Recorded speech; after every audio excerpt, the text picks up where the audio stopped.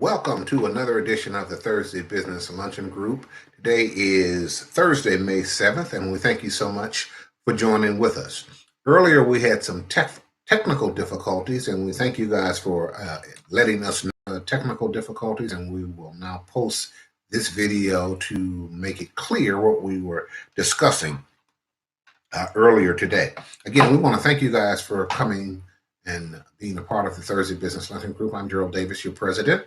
And first thing I want to do is say happy pre-Mother's Day to all out there. You guys are such an incredible group as moms, and none of us would be here if not for you. So we thank you so much for being moms and being there. I got a brief story to tell you. One of our longtime members, the late Gloria Graham, used to declare that Mother's Day was the most important holiday of the year. Mother's next. She said Christmas. She said that with a straight face too. So God bless Gloria Graham, and God bless all of you out there who are mother next month. We also want to encourage you to subscribe to our YouTube channel, Thursday Business Luncheon Group. You can, by that'll make it easier for us to let you know when we have something important that we want to share with you via YouTube, Thursday Business Luncheon Group.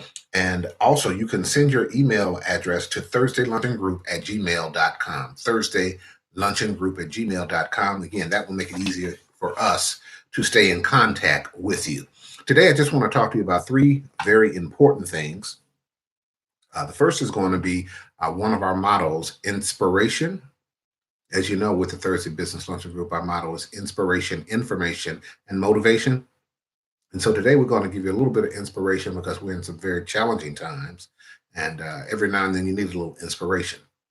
Secondly, we're going to talk about your money, and specifically your money from the Unemployment Insurance Agency, from the Small Business Administration, and from the stimulus that many of you have gotten already. So we're going to talk to you a little bit about that. And lastly, we're going to talk about moving forward. What do we do to move forward? The COVID is here. It's going to be with us for a while, but at some point we're going to need to move forward. And we're going to talk about some steps that we can take to move forward with beyond this COVID period. So first, let's talk about some inspiration. And I want to make sure that you understand that things are going to get better. It's tough right now, but things will get better. I can promise you that. Tough times never last. Tough people always last. So we want to encourage you to be tough, stay strong. They made it, and we can make it through this little thing. So we want to encourage you to stay strong and understand that things will get better. Secondly, you've got some bar right now. And sometimes it's easier to stay there, but sometimes it's better for you and for your business to think about upgrading, doing some things a little bit differently than the way that you have. We're going to talk about that a little bit later on in this broadcast, but you need to consider that and don't just take a fly change, but to pivot, to do something perhaps that you've wanted to do all along. What do I mean? Well, you are in business because you're making a little money at this business, and it's something that you know how to do. But there may be something deep in your past that you've wanted to do for years and years and years. Now might just be that opportunity for you to take advantage of it. Something that you've kept behind a wall, deep in your soul, that nobody knows about, but that you have wanted to do for years and years and years. Maybe this is a time for you to take full advantage of that. You want to consider that because now is as good a time as any. Things are kind of in an upheaval, and in an upheaval, there is always opportunity. So consider, do you want to do something that you've maybe had in the back of your mind for years and years and years? Consider that.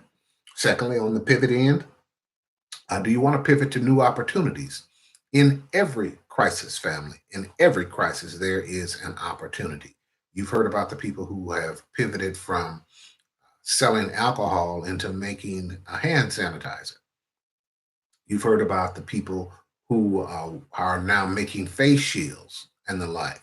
I have a tailor friend of mine who normally tailors clothes, and he has pivoted into making face guards, face masks. So now may be an opportunity for you to pivot into an area that can be a little bit more profitable. If you're in a cleaning business, maybe now you want to think about sanitizing. That's going to be big, and it's going to be big, in my opinion, for the near future, because this thing is not going to go away easily. People who have been around for a while are going to have this on their mind, and they want to be someplace where it's nice and clean. Perhaps those are opportunities for you. So think about possibly pivoting, not necessarily changing directions 180 degrees, but pivoting into something that is a new opportunity for you. Lastly, in the area of inspiration, I want you to think about taking advantage of online or virtualizing opportunities. You know, what we're doing right now online through this live stream is, I think, going to work very well for a lot of people. Even when we go back to meeting regularly at the Thursday Business Luncheon Group, I think we're going to still try to live stream it for those people who can't get there, um, for those people who maybe got tied up during the day and want to watch our meetings at night. I think this is going to be a great opportunity. But in order to do it, you've got to kind of prepare yourself. One of the things that you've probably noticed is that this room that I'm broadcasting from now is a little bit better lit than it has been in the past. And there's a reason for that. One of the reasons is that you guys kept telling me it was too dark. So we've lit it up a little bit. And that's a small investment, but you want to make sure that you have the opportunity to go online and to virtualize your business. I can think of many opportunities here where you can talk to somebody via a stream, or maybe even just do a lot more phone conversations until you have to meet with them and get the I's dotted, get the T's crossed, and get the signatures signed, and of course, pick up the check. So these are opportunities that are going to be before us, and I want you to think about these things, about how we will move forward with these things as things get better. These are new opportunities. This is a new day. You don't have to change everything, but you may have to upgrade a little bit. So I want you to think about that. So hopefully that has been a little bit inspiring to you, giving you some food for thought, and hopefully you will be able to take advantage of that. Now, let's talk about money. Everybody wants to talk about money. We're going to talk a little bit about money. First thing I want to talk, I have to emphasize this because I've had several conversations this week with people who still have not filed for their unemployment. You, as an independent business owner, are eligible to file for unemployment, even though you've never participated in the unemployment insurance system. Let me say it again. As an independent business owner, as a small business owner, you are eligible to file for unemployment now. And that's just because of this pandemic that's going on. Please don't ignore it. This can be a bridge from now until times get better. And why do I say that? With the state of Michigan, you can uh, you can be eligible for a benefit of up to $362 per week, up to $362 per week in unemployment, plus an additional $600 per week from the federal government. Now, that federal government stipend only lasts 4 months, but that's $600 a week plus whatever you're eligible for on the state side, which would be up to $362 per week. The state does not require documentation for their portion. So if you choose to not submit documentation, you would get a minimum of $160 per week. And you may not have documentation. A lot of people do business in cash and you don't have documentation.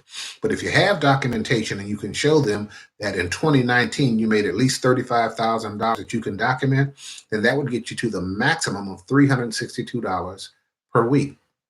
In addition, you'd be eligible for what they call the pandemic unemployment, PUA. You'd be eligible for that. So you could get as much as $962 per week in unemployment. That can bridge the gap, family.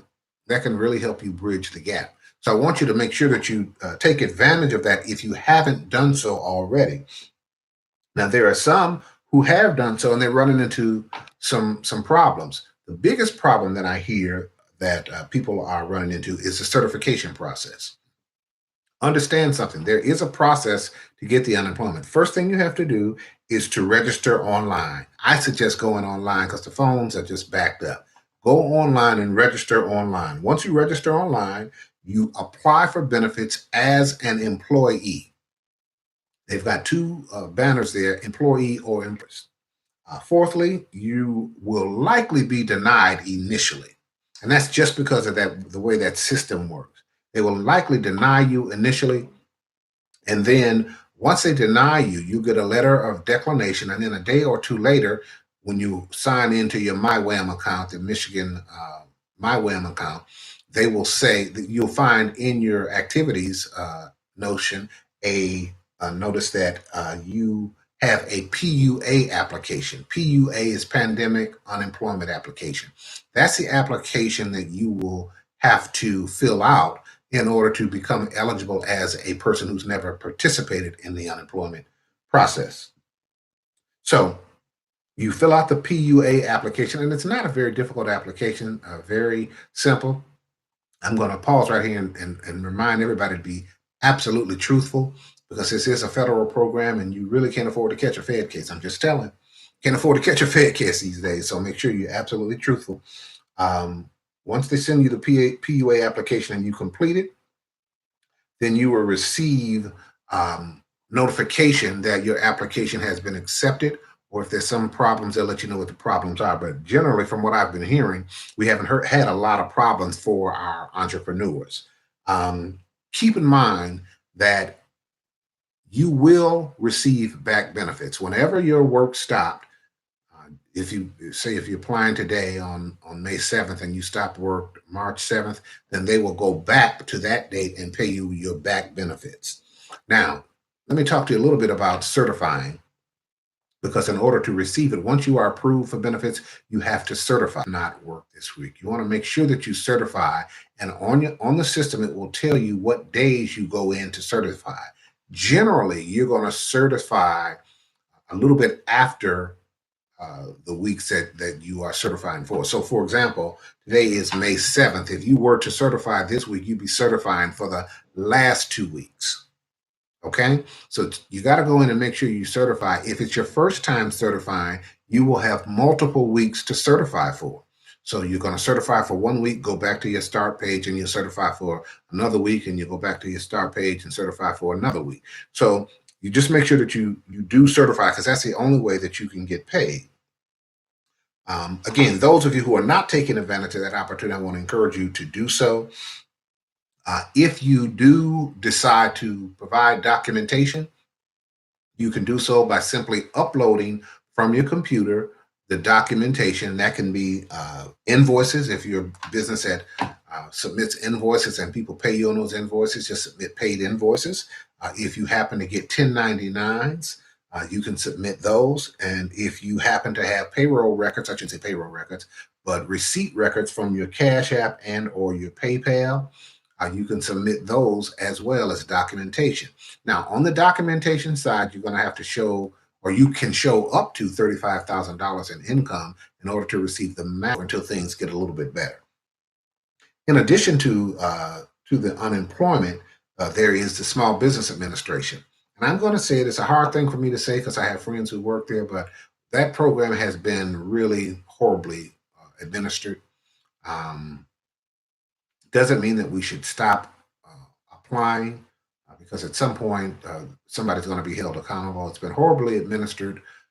So many people have applied. Nobody, shouldn't say nobody, but very few people have gotten a reply. I can tell you this. I applied. I'm looking at my application now. I applied April 2nd, 2020, and I just got a notification last Sunday that they have begun to process my application. That doesn't mean that we don't apply. We still go through the process, because theirs is a fairly simple process, and that's for the economic injury disaster loan. That's the forgivable loan that can be up to $10,000. That's what I applied for. I think that's what many of you want to apply for if you haven't done so. That's the precursor to the Paycheck Protection Program. And again, that part is up to $10,000 that can be viewed as a grant. You don't have to pay that part back. One good thing about it is this: in this last round of negotiation, that was the third stimulus project, money was set aside for smaller institutions that service what they call the micro lenders. That would be small businesses. So money has been set aside for them to service what I call at the street level. That's a very good thing because in our local area here in Detroit, First Independence Bank has been identified as one of those that you can go to. So I say it to say this, that if your bank has not been, because there'll be another stimulus we expect, there's going to be another stimulus program coming out, and we want to make sure that the fourth edition is much better than the first three. So continue to apply. We're going to keep working on your behalf to make sure that they improve that stimulus. So First Independence and Square are designated as lenders who can reach down to the ground level. And if you want to reach out to them, certainly I would encourage you to do so. Lastly, on the money side is your stimulus payment. And this is just something that's kind of personal with me. The stimulus payment is $1,200 per person, up to $2,400 for a two-family. And if you have children, you can get an additional 500 dependent children. Now, interesting enough, these are dependent children under the age of 17. Has to be under the age of 17. But I'm going to say this: as a business owner, we have always had to struggle for whatever we have gotten. The way I use it, the phrase I use is that I have never eaten anything that I haven't killed. That's what we do. We go out there and we make things happen. So to get this assistance like we are getting is really a godsend. It really is. And it should help you bridge the gap. But here's what I want to encourage you to do, particularly with your stimulus money. I want to encourage you to think about paying it forward. Doesn't have to be all of it. Take $25, $50, $100. If you feel up to it, $500. Do something special with your stimulus money, because trust me, family, there are a lot of people out here that are worse off in some way, somehow. Okay? So you've got this money. This money has been allocated for us. It's come down to us. Think about paying it forward. My daughter, as many of you know, the lovely Andrea Janelle, is an administrator at Howard University. So I've made a conscious decision that I'm going to make a donation to Howard University. And we're going to donate to Howard because there are a lot of kids there who were told not to come back to campus after spring break. They were out spring break having, at some point it's going to be over. Right now, we need to start thinking about what are we going to do moving forward? What are we going to do moving forward? How are we going to move forward? Because even though the restrictions will loosen up, it's not going to be like a light switch. People are not just going to automatically start doing the same things that they did before. I know for one, I'm going to be very skeptical being around crowds. I don't know how long I might be wearing this mask, and I know I don't want to be in any close quarters. So we've got to start thinking about how do we position ourselves to move forward. So let me talk about some ideas that have been shared with me. If you have a brick and mortar facility, an office, a place where you do business, consider that it's clean and make it smell like it's clean. That's critical in order for us to move forward. The other thing that you want to do, and I can't emphasize this enough either, is that you want to stay connected with your customers. I don't know how you normally keep in contact with your customers, whether it's email, whether it's texting, or whatever it is that you're doing. But now is a good time to do that. And it's simply to say, hey, we love you. We're still here and we'll be here after the restrictions are loosened up. Make sure that you keep your face on their minds. You want them to be thinking about you, because when things loosen up, you want them to continue doing business with you. You don't want them to forget about you. So make sure that you connect with your customers. Sometimes it might be wise to just pick up the phone and call them. Just call them. Let them know, hey, I was thinking about you. When we come out of this thing, I want you to be thinking about me. So you got to stay connected in whatever method that is best for you.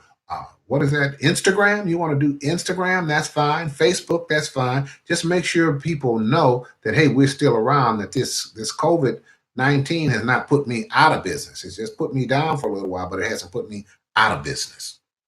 So make sure that you connect right now with your customers. Uh, Third thing you want to think about in moving forward is making sure that you get adequate personal protection equipment. Again, if you have a physical location or if you are traveling to your customers and clients' homes, you want them to feel comfortable. Make sure that you have a nice, neat face mask, that you have some nice gloves to protect yourself. I can tell you this, I walk around every day with a small spray bottle of 99.9% alcohol, isopropyl alcohol, in my pocket because I want everybody to feel comfortable when I'm around them. I'm still doing some business, but I'm doing it in a cautious manner. But I keep the alcohol with me. So you want people to feel comfortable, and most importantly, you want to feel comfortable. You don't want to get sick.